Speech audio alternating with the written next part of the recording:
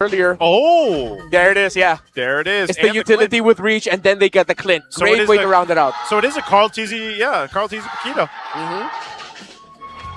Okay, they're playing. So we went from mid-range to now this is the long range. Yeah, They've got the long range. Liquid is so, well, I hate to say it, Liquid, any kind of engagement they can do, it's just when Falcons get in the short range, like when they have you, that's it. So Liquid is an amazing striker while Falcons wants to get you in that clinch.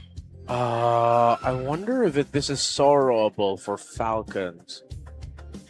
Sora, big set, good damage, could potentially be annoying to invade unless a Sora, they're not comfortable with playing that against the Uranus and the EXP. Arlot would be fantastic too, not gonna lie, in a team fighting perspective. So you answer the range deficit by investing in crowd control. Here's a bit of crowd control to Marcel. So it's an XP Belric.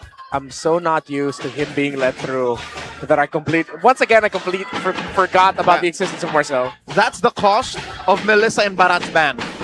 Ugh. Here we go, game number 1 in the Clash of Titans, aka Rise of Titans, as these two World Championship franchises clash for our entertainment on the night of the opening of Season 18. All right, where are they going to start? It's a purple buff start for both junglers. Let's see if they're going to contest for the litho or they're going to just go opposite of one another. Okay, it looks like, he just went buff. Yeah.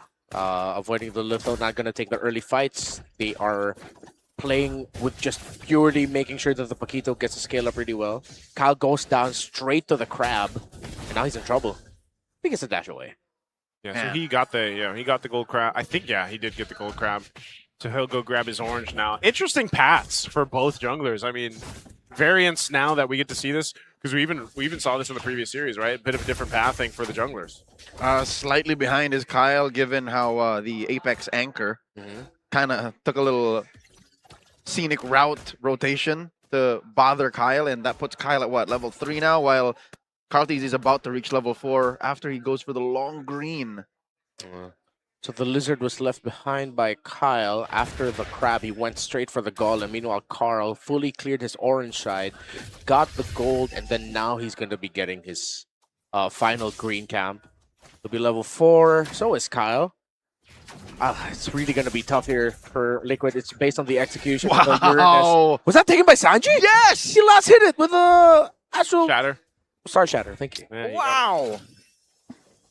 Well, that's what we saw with the Novaria in the last series, right? I mean, it was just utilized to either go ahead and take some green camps, take some crabs, even potentially take a buff if that happens. It's always one of those things. Astral Echoes just finds one, throws it out, puts Kyle at half health. Here we go, Falcons, fully commits, weapons free. Half health on the turtle.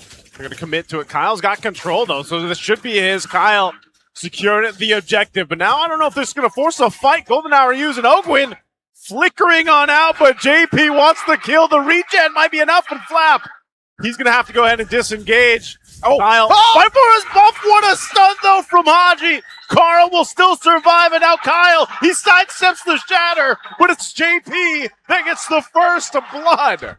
This meta is all about taking risks. Liquid took a huge risk, and it worked out different from what we saw back in EWC, MSC, where it looks like they were just waiting, biding their time, and then backing off. This time, they pounced. After they saw the Wrath of Dryad, forcing out the Golden Hour, they committed the chase. More now than ever, mechanical prowess is rewarded. That was such a tight sequence by Liquid that if they did not get that purple, that kill on Falcons, they would have been caught out with their pants down, but instead they walk away with a kill and 500 gold despite Falcons getting the turtle. Remember from seasons ago when JP had a really good Mathilda game? We had our legend, Oh My Venus, literally hand him the crown, and then he showed up with a crown pose in their next entrance. I feel like that's that all over again. Acknowledged. It's Oh My JP. It's one of those things, I mean, getting the first blood on the Rafaela here, obviously a bit of a different pacing than what we saw brought up in the first series, but with the first blood there, I think TLPH can set themselves up for this actual turtle take now. It just seems like they didn't get in position in time But then one thing that TL has to worry about too is just playing against that golden hour. Ogwin used it to get away the last one, but if they try to get a favorable team fight, that's something that TL has to watch out for. They look to make a play up here on Super Marco. He clears out the wave. Oh no, Super Marco! Carl Teasy will take him out with a combo. What a jump scare. Wrong time for Ogwin, right time for Liquid. And with that, I think Falcons have no business trying to contest. None of the lanes are in control. Vision is really bad. Carl Teasy secures. JP might be in trouble. Rapid Drive Flicker coming out from Flap. An Echo gets dropped down too, and Sanford joined the fight alongside Sanji. They pop the Flicker of Haji, and they're under the turret with TLPH all crowded around. Can they survive? Super Marco is back.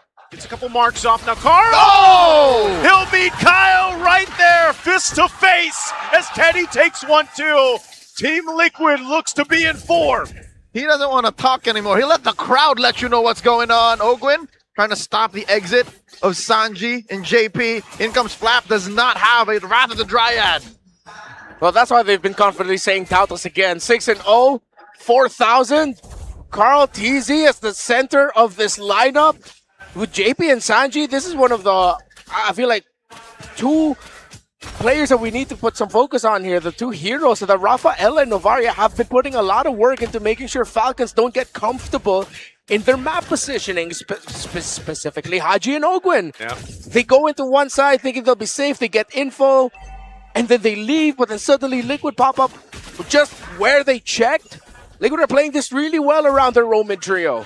Again, the range and the vision that Liquid have is hard to punish as Falcons have to back out of here. Flap at less than half health. Danger close. Oh, he wants to go for this purple. At least put the pressure on Kyle again. Kyle's not going to get the buff, and Flap gets punched down. Another kill for Carl Teasy on the Paquito.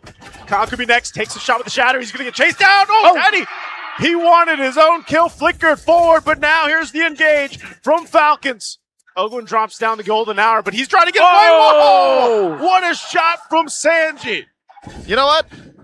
Ogwin took a hit from the turret. Maybe if the turret wasn't where he decided to run through, he would have survived. But regardless, Sanji is deadly. Bullseye after bullseye. And now they go straight for the turtle. Falcons just barely catching their breath. Yeah, holy crap, Liquid are pissed. Simple as that. An angry Liquid. There's angry Liquid. They set up, this is a tailored draft. Activate Carl Teasy, work for him. You have the Novaria supporting and holding down the river really well with the Rafaela, and then the rotations together are clean. Sanford going up against the Belleric, he doesn't care about Flap at this point. He's been active all throughout the game, leaving Teddy a lot of room to just farm up, and he's fine. 2-0-4. Almost a 3,000 lead compared to the Brody. Oh, Carl, he's 3 levels ahead too. Sanford Oh! gets done, but it's just, I mean, they don't have much damage. A magnum opus of an Astral Echo caught all 5. Oh! If that landed, oh man, the roof would have blown off of this place, but still, amazing work by Liquid. The positioning on Sanji. And again, elite ball knowledge. If you know, you know, getting 5 dudes under an Astral Echo like that, that doesn't happen. Coming in, Flap with the ult. Flap wants to fight. Is this a fight that Falcons want? Because they're getting decimated as Super Marco falls down next. Ogwin could be the next. He's trapped under the turret. Sanji knows it. And they're ready to take down more turrets. Oh man, Carl Teasy. He's just going to run after Ogwin. Ogwin, he's got speed though. So I'm not sure if Carl's going to be able to catch him. Oh, nice little sidestep, little snapshot. Taking the pictures here. Oh, Sanji. got hit by it. Oh, no, it's over. Ogwin, you tried to run away enough, but you get collapsed on. Carl with another.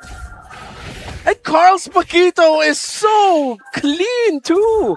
4-0-5. Maximizing every dash in the kit. Holy crap, Liquid. Oh, whoa, half health on the one shatter on Super Marco, man. This is Novaria's stock is rising.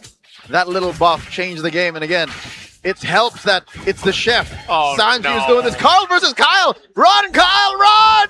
Kyle, I don't know if you have enough dashes to get away from Carl Teasy, who will. What? He gets away from the shot. What? Kyle's still going, but it's not enough. Even one from the turret. Oh! He finally goes down. With a little bit of an assist from the minion to boot. It was the minion who hit him last. The siege minion, yeah. Minion Dear said, I got you. God. Entertaining as it is, Falcons are literally an inch from death.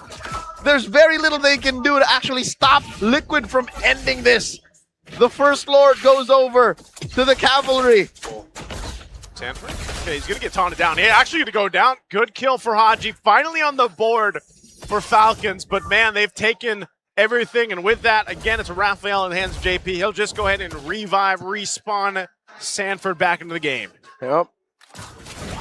It's the immortal stampede.